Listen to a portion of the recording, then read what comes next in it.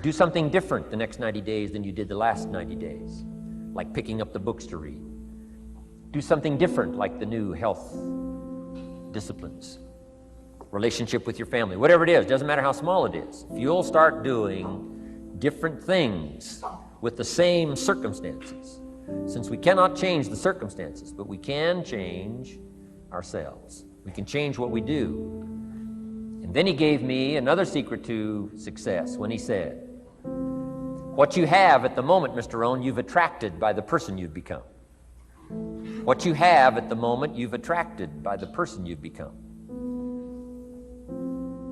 Few little simple principles here. Once you understand these, it starts to explain so much. Now, sometimes it's a little tough to take, blaming yourself instead of the marketplace, taking responsibility instead of putting it off on someone else. That transition sometimes is a challenging mission. And this one was a little tough for me. Shoaff said, here's the secret, Mr. Rohn. Learn to work harder on yourself than you do on your job. Once I got that, it turned my life around. Learn to work harder on yourself than you do on your job.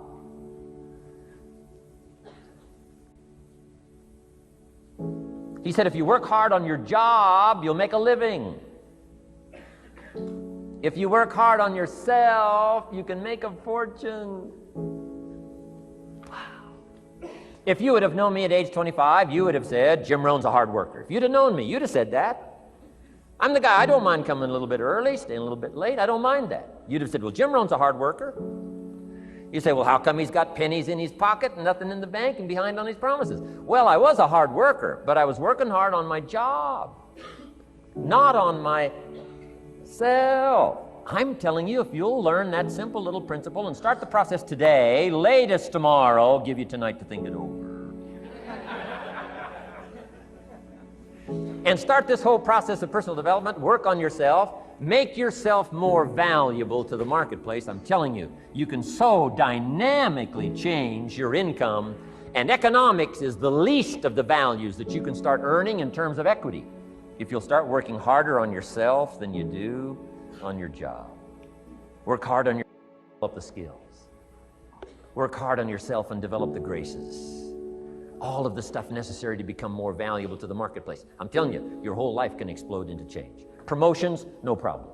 Becoming more valuable to the company, I'm telling you, no problem. Money, no problem. Economics, no problem. Future, no problem. If you just go to work on the right thing. Not get things out there to change. Don't try to change the seed. Don't change the soil. Don't change the sunshine. Don't change the rain. Don't change the mix of seasons. Let the miracle of everything that's available work for you, and start working on the inside. Work on your philosophy. Work on your attitude.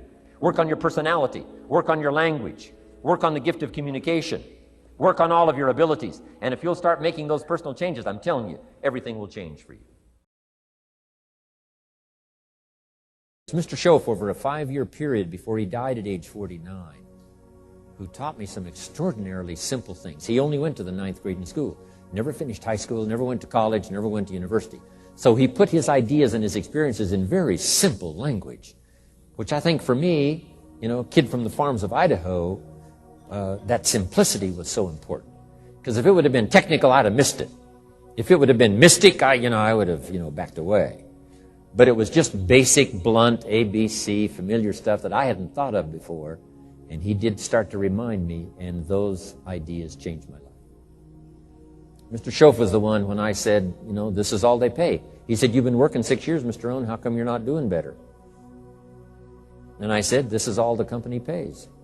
He says, well, that's not true. I said, no, this is my paycheck. This is all the company pays. He said, no, this is all the company pays you. I thought,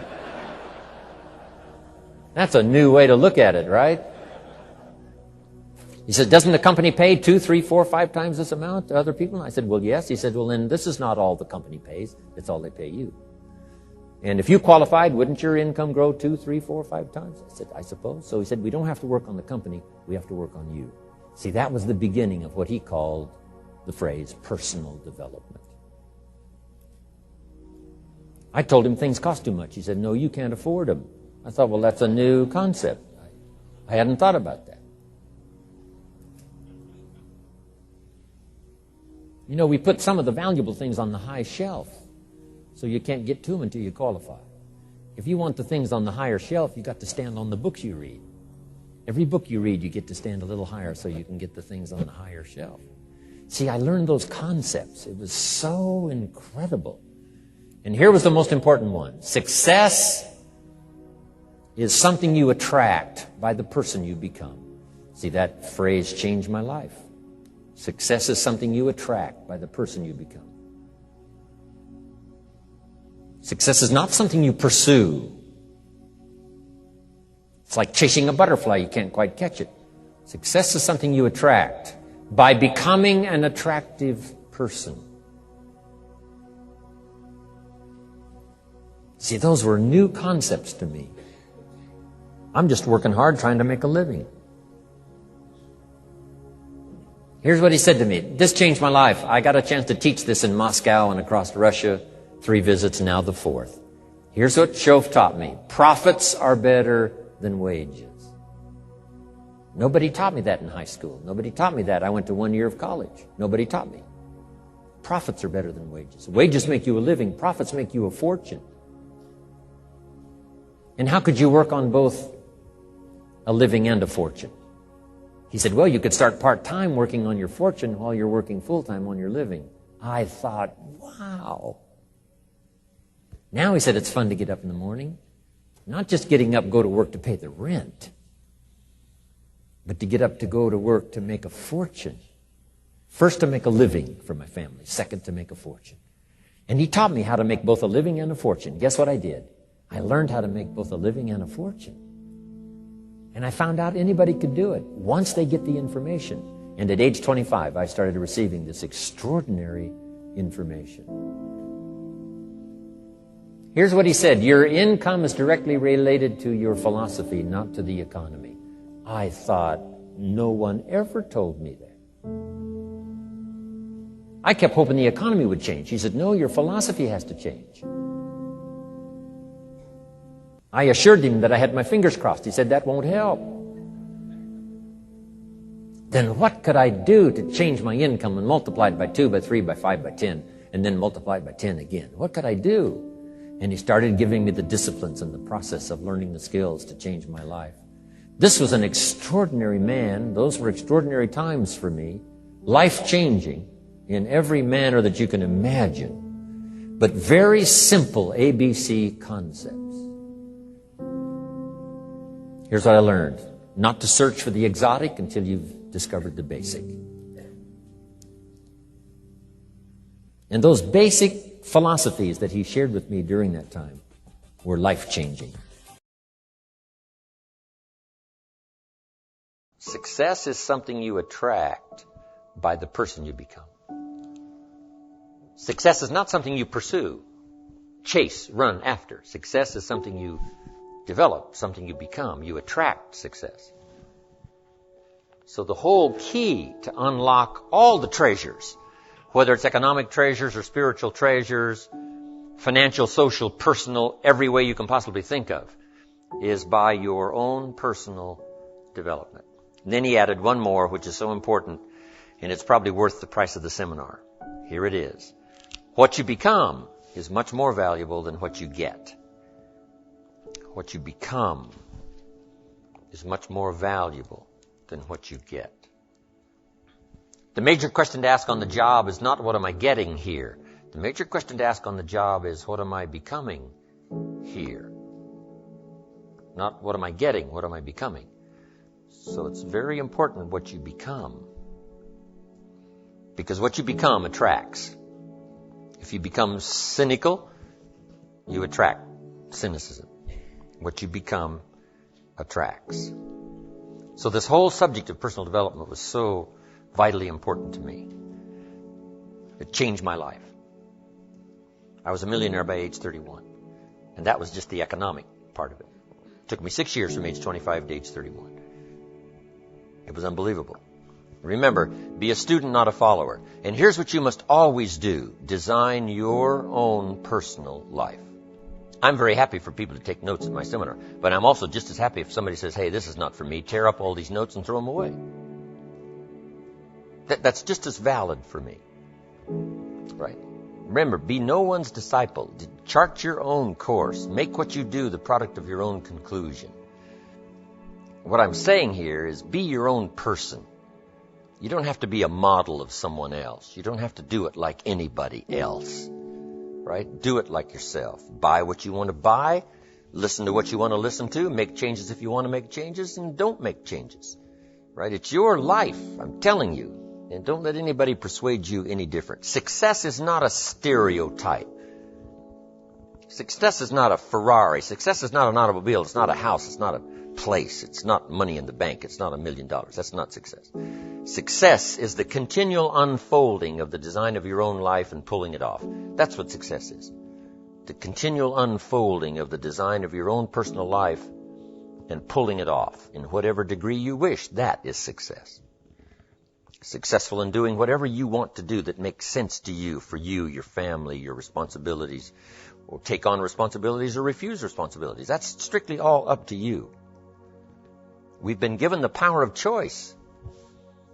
Every life form except human beings operates by instinct in the genetic code.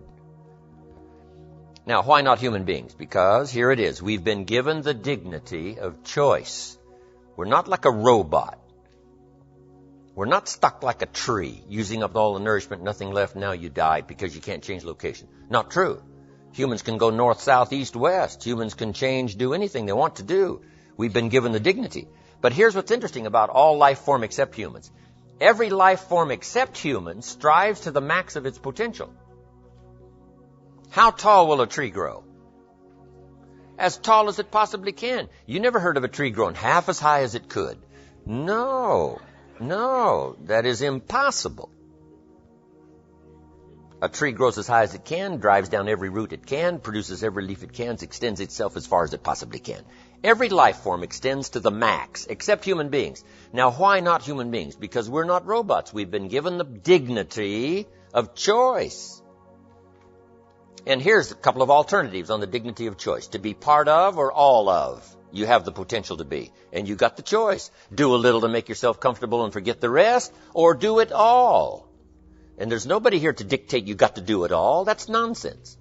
You got to be rich because we live in a rich country. That's nonsense. You don't have to be rich. You don't have to do it all. You can do a little, do some more. Take advice, but don't take orders.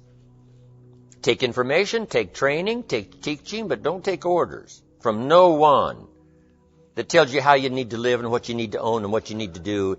Somebody says, well, you need to be successful. That's a personal choice, being successful.